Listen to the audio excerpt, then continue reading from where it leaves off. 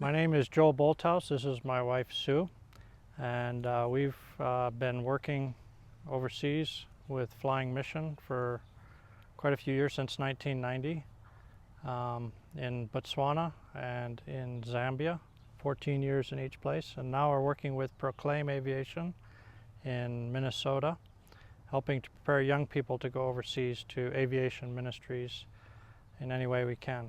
So. My role is in Flying Mission. I didn't have a specific role, so then you just do whatever comes to your door or whatever comes to your plate. A lot of hospitality for missionaries who are coming through, being involved in our local church, being involved in the neighborhood, those kind of things, as well as when we had kids in school when we were here, so I homeschooled a couple years and that. In Proclaim, again, I don't have any official roles, so it's coming alongside and encouraging, spending time with the wives and the kids, and I guess just kind of having conversations about what it can be like to live overseas. So. You work on the maintenance side. Yeah, my role with Proclaim now is on the maintenance side, working in the shop with young guys and just working alongside them so that they can gain experience that missions are looking for. So it's basically what we do. Okay, so I went into teaching, and in teaching you have summers open. Grew up in a small farm in Minnesota, never knew much about missions. But as in teaching, there was a lot of surveys done at orphanages, I guess. So I went to an Urbana Missions conference and said, who does any work at orphanages? I thought that would be kind of a nice opportunity to serve. And so I went one summer to Haiti with teen missions, and 2 summers later I went to Japan with TEAM, the Evangelical Alliance Mission, and then MAF asked me if I would teach in Ecuador for a year. So I kind of just progressed as opportunities. I really never knew that teaching was an option in missions. I thought you had to be either in church planting, in medical work, or called to a certain people group, and that was vague. But then I met Joel, and he knew where he was going and what he was doing. So when I said yes, that's what I said yes to. My parents came out as missionaries when I was 3 years old, to Zambia actually. And so I grew up here. All my elementary school years were here in Zambia. And we moved to Botswana during my high school years. So I did all my high school in Botswana, and went to Moody Bible Institute. I knew I enjoyed doing things with my hands and fixing things because my dad was really good at it. And yeah, so I went through Moody Aviation with the idea to come back with Flying Mission. When we were in Botswana, Flying Mission was just starting. And so I saw the need for maintenance at that time because they were taking all their maintenance to South Africa. And they had 1 airplane and got a second one just before we left, before I left for university.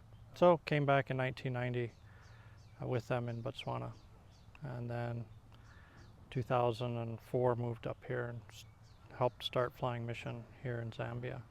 So I guess it's like coming home for me. It's not, it's always in my blood, I guess. Africa is, and still is actually. We still keep coming back like bad pennies, you know. Keep turning up. Yeah. I did. It was really well. Moody Bible Institute was good. It was good to get the Bible training up in Chicago, and then down in Tennessee, we was all technical back then. There was no Bible at that point. We had done that, and it was good because there was a lot of the instructors had been overseas, so that was good, and knew what aviation was like overseas, and a lot of the students were missionary kids too, like me. So, so I thought I had good preparation. I did 2 years in Ecuador right after I graduated to get experience because MAF asked if I would go down and help them out for a year, and then ended up staying 2 years. And that's where I met Sue. She was down there teaching. So, we started in Flying Mission. We started in Flying Mission in 1990. We came out October of 1990.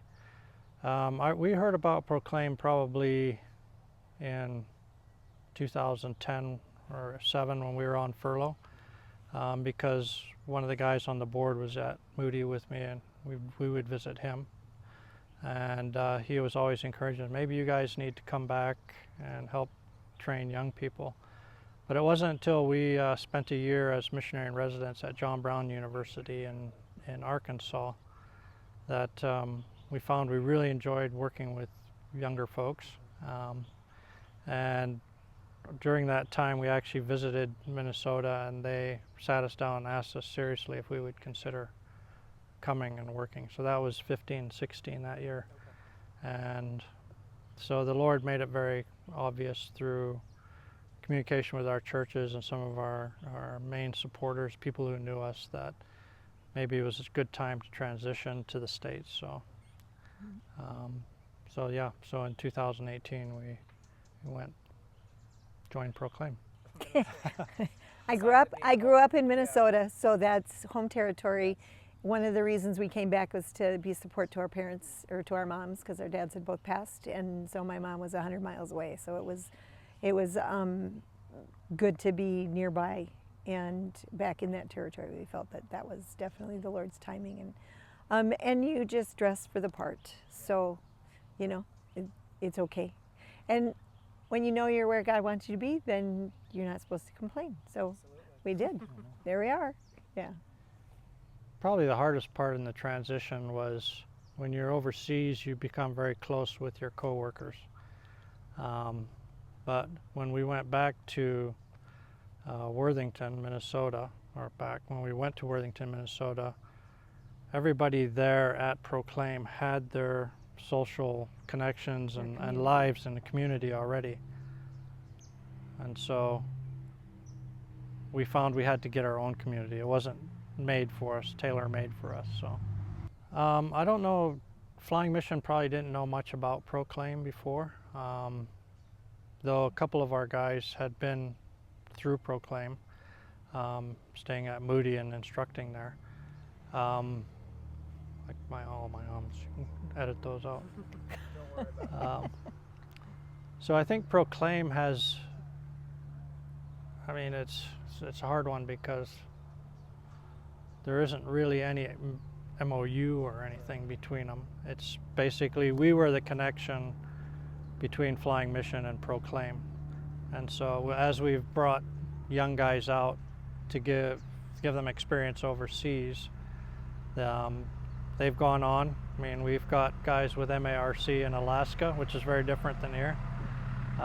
One of them joined Ethnos 360 and went through all of their training. And we'll see where the others go. There's a young couple that's in line to go to Samar in Peru. And so, but there is another couple that is interested in Flying Mission and started the application form. So I think Proclaim has a wider view than just partnerships with one mission. It's sort of like with all missions. They just want to see people get out. And that's what we want to. Whether it's with MAF, JARS, Ethnos 360, Flying Mission, whoever. So I think some of the missions, people have gone and done their, what's it called when you just go and visit? And vision trips. people have done a vision trip, and the mission has said, we really like you, but you need more experience. And where can they go for that experience? And that's where, as missions have gotten familiar with Proclaim, they can say, go to Proclaim. They help at Moody, they help at SMAT, they help in Worthington. You can build hours, you can get some experience, you can mature in that, you can start raising support, and then you're that much more ready.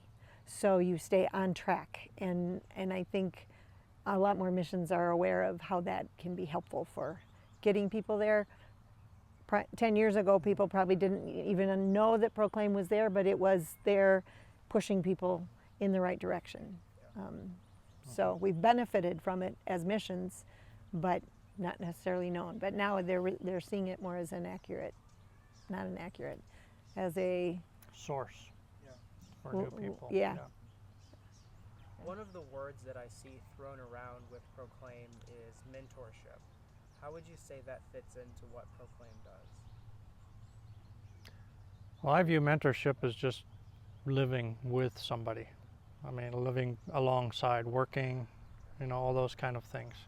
And I don't have a specific process that I use for mentorship for guys. So I Whatever guess it's, comes in that's broken, then you come together and fix it. yeah, I mean, there's so much to mentorship, I think, that's beyond having a checklist of, do this, and so forth.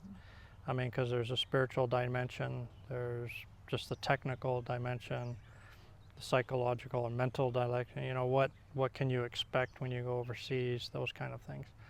And how to be flexible in life, with what comes in, and try to be a role model and alongside them, so that's more the mentorship, I think, that I do. I think one of the opportunities that we have is helping people to have the right expectations. So, which is being flexible. It won't be exactly what you expect, and so that can make it really difficult. Or how do you handle it when things aren't what you expect them to be? So hopefully you can have some of those conversations, but just to know that that's what's going to happen, and you have your choice as to what your response will be. As much as you can have conversations about it first, that helps. Yeah, expectations are pretty important, I think, or realistic expectations, because I think the people we've seen that have come overseas, not only with Flying Mission, but other missions that we work with, because we're flying a lot of people around, is the farther their expectation is from reality, the more they struggle. So as close as you can get those that their expectations are what it's really like on the ground at the place they're going to, I think the easier their transition is into that. A lot of it's just talking about your experiences and stuff, and even encouraging them to do trips. I mean, I try to bring young people, one of the young guys, with me, and so far every time somebody's come, except this time you came, but you. So I think that helps a little bit, and even when I invite them to come and they come here, I try to distance myself from them so that they can actually experience what it is working with the guys here, and sort of let them take over mentorship, if you want to say, or let them figure it out. I'm always around there, and I pretty much focus on a project and let them work with the other guys as much as possible. But that's sort of my style. Not everybody is like that. So, yeah, and even in the shop there, it's go do it. If you have questions, come and ask me, and I'm not going to watch you over your shoulder. Because you have to learn to make mistakes and recover from them. So, not learn to make mistakes. You don't want to learn to make mistakes. You want to learn not to make mistakes. But if you do, how to recover from it. Yeah, I teach them how to make mistakes, so especially in aviation, it's really important, I would say the first thing is make sure that's what the Lord wants you to do, and you go where the Lord wants you. And that, to me, is the most important. The other stuff, God sorts a lot of that stuff out, the finances and so forth, but for your sake and for the sake of where you're going, it's important that that's where the Lord wants you. And sometimes that's a hard time to figure out, and it can be a while to figure that out. And also, you can come with the expectation that the Lord can move you if He wants to. And that your decision to go to or come to Flying Mission, say, is not necessarily a permanent one, but it may be a stepping stone onto a different ministry here in Zambia as the Lord leads, or even to another organization in aviation. So flexibility, again, that's where being attuned to where God is leading in your life, I think, is really important. Probably the most important step. You have anything to add? No, I think you've got to listen to the people that are maybe doing your technical evaluations, or because they're seeing things that we might not even be aware of in ourselves. So that's important. It's important that you have some people who know you well, who say, yes, this is a good fit for you. You should follow this.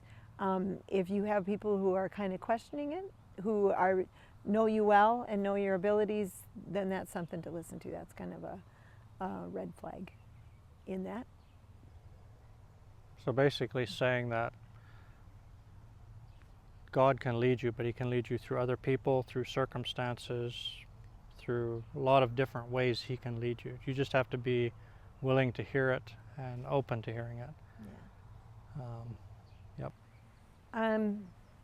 So for me, it's probably like being a stay-at-home mom in that, and it might be different in that the shopping might be different, the roads might be different. You cook a lot more from scratch than you have whatever. I mean, there's a lot more available. And there's probably more things that come to my door living in a rural area that wouldn't come to my door if I'm living in Minnesota. So there's a flexibility, and it changed also a lot. We were the first ones on this property, so there was a lot more things that I had to oversee and do, and now there's a guest house. There wasn't a guest house, so if anybody came, we fed them and took care of them. Yeah, so from that side, it's different. There are some wives that are very involved in the mission, whether they're helping with the flight scheduling or flight, the guest house. Hospitality? Yeah, I mean, we're all kind of involved in hospitality. In that, like this week, there was a man here helping with vehicle maintenance, and they were at the guest house but not booked in for meals, so everybody took them for a meal one day or for lunch or that kind of thing. So you help in that way, but they had a place to stay, so nobody had to house them. So there's those kind of things. When there's flights going out to some of the rural stations, people will go grocery shopping to send groceries out. Sometimes if there's enough people, then there's somebody designated to do that. Otherwise, we do it when we can and how we can. I'm not sure. Yeah, and I think for people who homeschool, which seems to be very common now, that takes up a lot of time. Yeah. You know, finding avenues for your kids to grow up having other activities like music or horseback riding, horse swimming riding. lessons. There's a whole raft of things that homeschoolers can get involved in. Yeah. And that's great because there's just some really fun ones. But it takes a lot of work But it's for not the wife to figure those out. easy to drive. It's not quick and easy to drive to places for that. Mhm. That was going to be my But- next. Yeah. So there's great opportunities, but you have to look at them as opportunities. Otherwise, they're not so much fun. Chores. Yeah. Yeah, they can be chores instead. Some days they're chores, some days they're opportunities. That's good. That's a good way to put Yeah. it. We liked it. Our boys loved living here. Caleb said, "This is a paradise." So, they had motorcycles and slingshots and things like that were real good boy things. And the girls are raised pretty tough, and but they're still girls. There's a swimming pool to cool off in when it's hot, and so I think that the kids really get a good opportunity. They rub shoulders with the missionaries that come and go from here. Our boys had to go out and help pull the plane out. They had to help Joel load the plane, unload the plane, things like that. Now there's other people to help with that. But it was part of living here that we had to do as a family, or got to do. And we were fortunate to be in the capital here, where we have access to a really good church and youth group for our boys, because I think peers are very important in the growing up phase, especially teenage phases. Yeah. But what I was saying is with meeting with the other missionaries, we had so many different people in our home for meals that it's just they grow up with a big worldview and knowing what's really important and what are some of the hard things that other missionaries are dealing with, where it's a lot more rural than where we are. And that's part of easy conversation. So they come away, they grow up having conversations with other adults quite comfortably. And that's one of the things I've seen for kids that grow up overseas in missions. I think that it's home. Biggest blessing would be it's been home. And so as you you know, we lived here 14 years. Not a lot of people, other places, live in one place for 14 years. So when I taught Sunday school, I had the kids when they were 3 years old, and I saw them when they were 16 years old. We're part of each other's families. And whether that's here or someplace else, that's, I think, a real blessing of being able to be someplace and know people well, and have other people know us well. The hard part is being away from family, probably. But even then, when you go home to wherever your other home is and family is, I think we don't take that time for granted. And my dad would say that, you know, he probably had more quality time with us because we would come home and really focus on that family time rather than come for a day or two at Christmas and then leave. We were there for 2 weeks at a time, which can be overwhelming as well as a really good thing. But anyway, so that was a good part. But you have different traditions than what you would have as a family that was living nearby to family.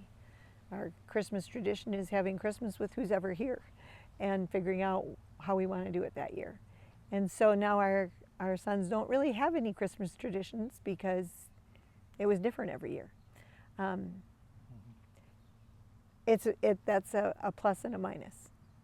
So I don't know. Think of anything else? Yeah, well, I mean, some of the challenges you don't think of are even co-workers. I mean, they're a real blessing and they can be a challenge. I mean, it's like in a family, right? And communication can sometimes cause conflict and so forth. And it's kind of interesting because when you come into a mission, you come with the expectation. This is where reality sometimes needs to meet expectation, that we all have the same goal, the same thing, the same reason we're here, and we should be able to get along perfectly, you know. We expect to have challenges with the culture that you're going into, the language, shopping, or whatever it is, driving, all those kind of things, but we don't actually expect to have challenges with coworkers. And I think those can be, I mean, been with Fly Mission quite a long time, and we had the highs and the lows, you know, with coworkers and conflicts and stuff. And if the organization has a good way to work through those conflicts quickly and well, then it really binds a team together. So I think that could be a low in someone's stay. Yep. But when you work it through, it's good. Yeah. It is. It's very good, and it's not like you can avoid each other because God's put us all here together, and that's a good thing. And I guess the challenge is we have people from England and from Australia and from Switzerland and from Germany and from Canada and from the U.S. and I'm not sure. So it's a lot of different countries, and you don't realize that they're different until they are. And then you can be surprised and go, wait a minute, where did that come from? And then you kind of need to not take it personal, but find out where it's coming from. So, and give each other some grace. Yeah. Very good. And baking cookies always helps, just saying. And we have a verse that is, therefore, yep, he who has called you is faithful, and he will do it. And we have seen God's faithfulness time and time again, and all throughout the yays and nays. But I think the biggest part is being at peace with where God has us. And because you're going to have a bad day. And when you have a bad day, it's okay if, you know, I'm right where I'm supposed to be. It's okay. And so I had said to friends at different times when they were coming, just wait a minute, make sure you know God wants you here, because when you have a bad day, I don't want the blame. And it's true that you have bad days, and don't leave when you have a bad day. There's nothing wrong with that.